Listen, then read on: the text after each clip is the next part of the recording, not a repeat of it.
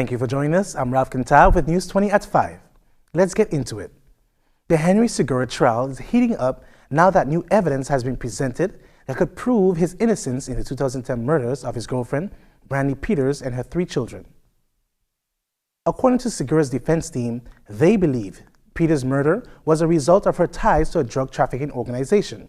Vice Lord's gang member Carlos Santos told jurors he had Peters killed to make an example out of her for stealing more than $90,000 in drugs. Santos claims he ordered the murders while serving time in a federal prison.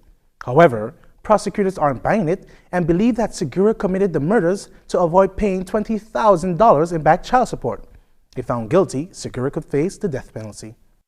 Bleach solution may have spilled into a Tallahassee waterway, and officials are working hard to determine if the chemical made its way into the drainage. The Florida Department of Environmental Protection says the incident happened around 2 p.m. when a customer left a valve partially open to a distribution tank. Although the valve was immediately secured, signs at the drainage indicate a possible contamination. Unfortunately, officials aren't able to confirm their suspicions at this time. We'll keep you updated as the story develops. Governor Ron DeSantis warns the Florida legislature to abandon its Best and Brightest bonus program and replace it with a new package that will allow incentives for public school principals and teachers in low-income areas. Rakela Mitchell tells us more.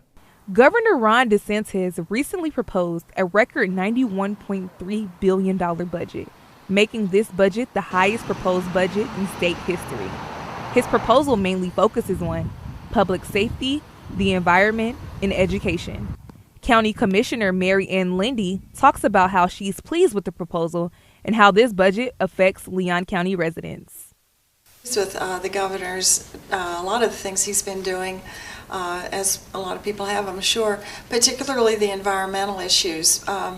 Most of the environmental issues that we endure here in Leon County have to do with stormwater and flooding and septic tank issues. DeSantis also emphasized the importance of education in the proposal.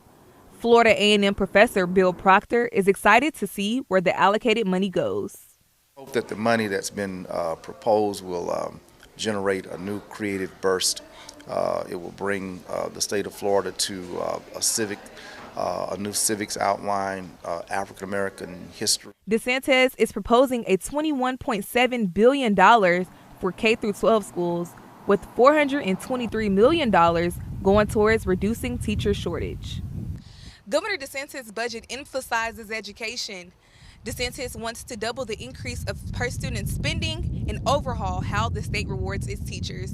In Tallahassee, I'm Rakela Mitchell, News 20. The proposal was met with immediate criticism from the Florida Education Association. The teachers' union has long pushed for salary increases rather than bonuses, arguing that higher salaries would bring more long-term financial stability for educators. With hazing deaths on the rise, FSU is cracking down on Greek organizations throughout its college campus. Recently, 2 fraternities, Delta Tau and Theta Nu Xi Multicultural Sorority, were suspended after violating the school's no hazing policy. Vice President at FSU Student Affairs, Amy Hecht, said that hazing incidents will no longer be swept under the rug. The National Office of Delta Tau Delta Fraternity, Inc. suspended the FSU chapter and ordered members to vacate the South Copeland House. FSU have until January 4th, 2020 to appeal the ruling. TCC becomes the first community college to land a $1 million National Science Foundation scholarship grant. The grant will provide 60 students with full tuition and fees for over the next 4 years. The grant is unique in that TCC is one of only a few state colleges in the country to receive the NSF Investment Program scholarship for providing students who want to seek an Associate of Arts degree in science, technology, engineering, and math. Applications are now available. A farm share in Quincy is doing its part to make sure families are fed this holiday season. According to Dave Reynolds, the facility manager at FarmShare, says roughly 800 families drove through the lines where bags containing a variety of food and blankets were placed in their cars by volunteers. The first car was parked at the gates of the FarmShare facility 8 p.m. the night before, although gates did not open until the next day. About 800 pounds of food was prepared to be sent home with families as Thanksgiving approaches. Coming up on News 20 at 5, Rodney Reed received some exciting news just days before his scheduled execution. The body of missing student Alexis Crawford is found, and you won't believe who told authorities where to look. Stay tuned for more. You're watching News 20 at 5 with Ralph Kintab. We'll be back after the break. Morning, Gary. We are GetSchooled.com. You want a college education, don't you? You know you do. Yeah, but I don't know where to start. That's why we're here. We're free, handsome, I think we're breathtaking. and here to guide you through every step of the way, starting with attendance. Gary, financial aid forms. Biology homework, G. I got this. Is that Bran?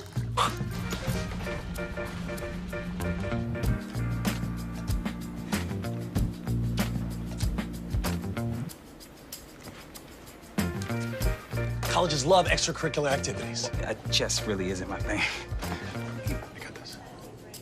Doesn't matter. Go ahead. Picking a college, man. You and us go together like tacos and Tuesday. And I love tacos. Fire and ice. Those don't really go together. Go to GetSchooled.com for more info. I'm Ralph Kintab, and we're back with News 20. Rodney Reed has been granted a stay of execution after testimony from eyewitnesses point towards the victim's fiancé as another suspect. Reed is accused of the 1996 rape and murders of Stacey Stites, but has maintained his innocence. He was scheduled to die on Wednesday. The body of missing Clark Atlanta student Alexis Crawford has been found after her roommate Jordan Jones and Jones's boyfriend Baron Brantley confessed to her murder. Medical reports reveal that Crawford was strangled to death. Both Jones and Brantley are now in police custody. Stories of human trafficking are making their way across social media and has America on high alert. According to DoSomething.org, 50,000 people are trafficked in the U.S. each year, with about 50% of those cases involving children. Brandon Jones tells us more. Human trafficking is an issue in Tallahassee that has the attention of police officers. It's a problem that we are aware of here in Tallahassee. Damon Miller is the public information officer for TPD and detailed what he's seen locally. There have been times where we catch people right here on the corridor of Monroe Street with all the hotels close to I-10. Old hotels are breeding grounds for these kind of activities. In a report released by the Human Trafficking Institute, Florida ranks third in reported cases, behind only California and Texas. Just recently, a woman in Tallahassee was convicted by a jury of trafficking a minor for 13 years. According to court records, Celeste Chambers offered her child to adult men for sexual activity in exchange for drugs. Kari James is an assistant state attorney, and she worked on the trial against Chambers. She says this may save someone's life.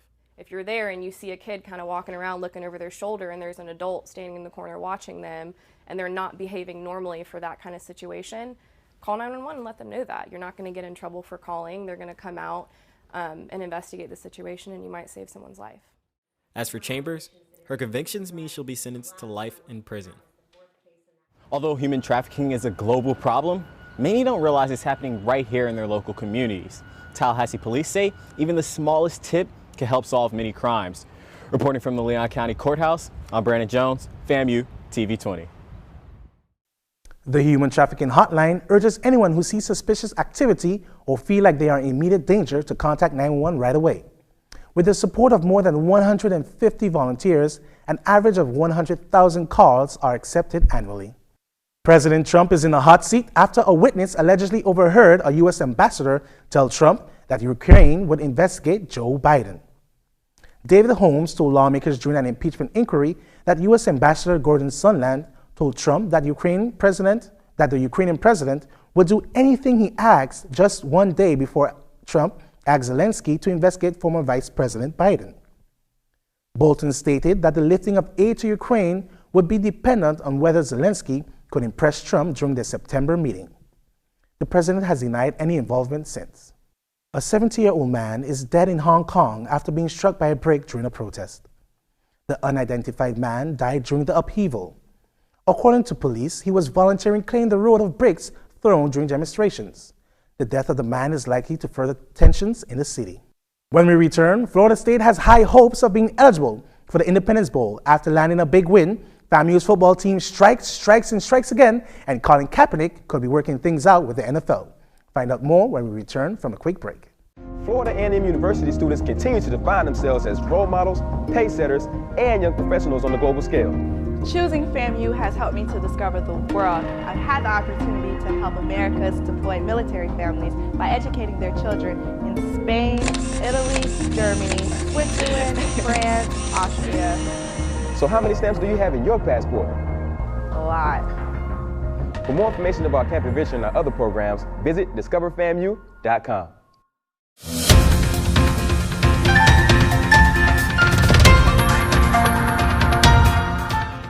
Welcome back. I'm Ralph Cantal with News 20 at 5.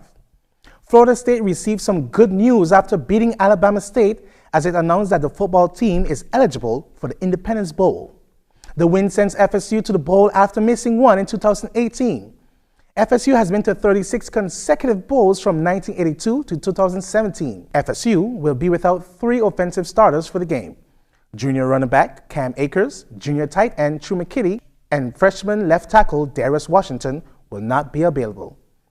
Akers and McKitty are expected to return against number 12 on November 30th, but Washington is out for the season. The FAMU team has ranked number 12 in the football championship subdivision after defeating Howard 39-7. The Rattlers, who were off last week, dusted the rust during the second quarter. What made the game even more special was that it was seniors' night. Austin Dixon tells us more. Whether it's school or practice, not too many people know what the average Florida A&M University athlete goes through on a daily basis to balance out their academic workload along with their obligations on the field.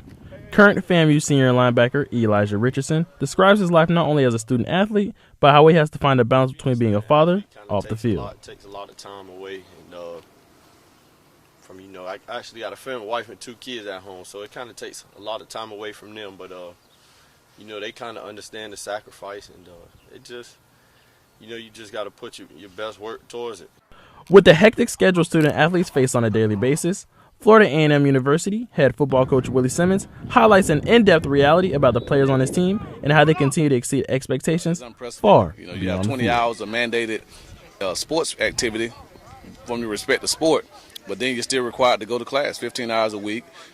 Most of these student athletes are required to do mandatory study table, which is about 8 hours a week, and they still have to eat, they still have to sleep, and they still have to try to have some resemblance of a social life. So when you think about everything that they have to do from 7 in the morning to about 9 o'clock in the evening, it's a full slate, and it's a lot on them. While they may not say it out loud, student athletes hear the unwarranted labels. As they continue to wave off the outside noise, they also bring forth a new definition when characterizing what a student athlete really is. Reporting for FAMU TV 20, I'm Austin Dixon.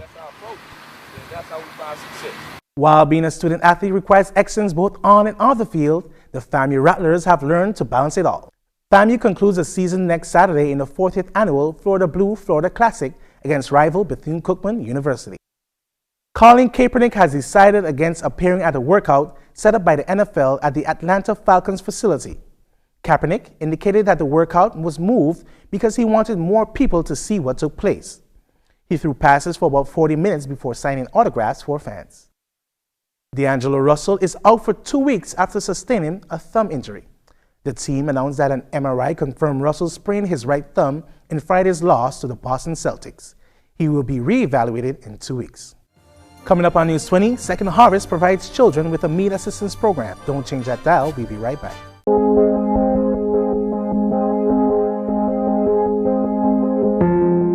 Every day, our brave troops and their families stand up for us.